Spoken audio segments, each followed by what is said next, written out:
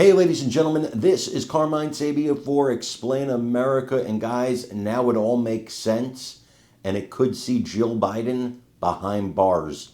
Before we get started, please make sure you like, comment, share, and subscribe. Those little things really help us out, and they help our channel continue to grow. Joe Biden, the former president of the United States, or at least in name, the former president of the United States, he forgot to pardon Jill Biden, his wife. He was handing out pardons to the whole family like potato chips at a picnic, but he forgot to pardon his wife. And now, brand new reporting out of Axios claims that it was Jill Biden, the former First Lady, along with a cavalcade of stars, about 7 in total, who actually pulled the strings in the White House. In other words, that Joe Biden was a figurehead president, and that this conglomerate of people with Jill Biden at the center were the actual presidents of the United States, making the decisions, calling the shots. As Byron Donald says, forget Watergate. Watergate is a footnote in history compared to how big of a scandal this is. And yes, Jill Biden and everybody involved in this, if prosecuted by Pam Bondi, and I don't see a reason she wouldn't if she can get the evidence, could face as much as 8 years in prison. Here's how. 3 years maximum prison sentence for impersonating a federal officer.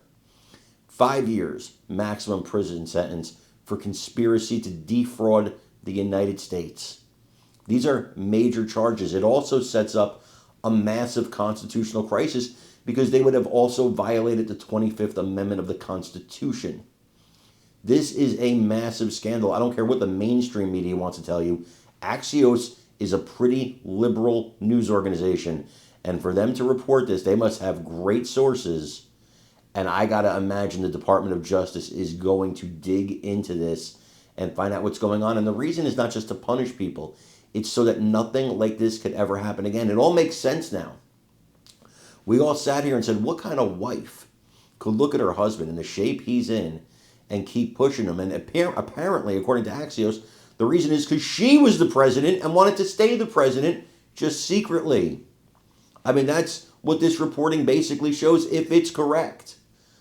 Now, they talked about it today. Byron Donalds was on top of this, and I want you to check this out. Watch this video and let me know what you think in the comments.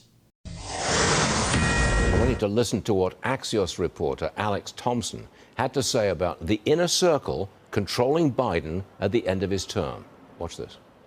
The people that were in charge were Mike Donilon, Steve Ricchetti, Bruce Reed, Anthony Bernal, the First Lady's chief of staff, the First Lady, and Annie Tomasini. Those were the people that saw him the most and that had the most control over what he was doing and his day-to-day. Well, clearly, Congressman, he is naming names. And we have the Washington Post columnist Sally Quinn accusing former First Lady of elder abuse. What do you say to that, Congressman? Elder abuse. It is elder abuse. It is. There's no doubt about that. And all of these officials that were in the Biden White House, as far as I'm concerned, they need to come in front of the Oversight Committee because questions need to be answered.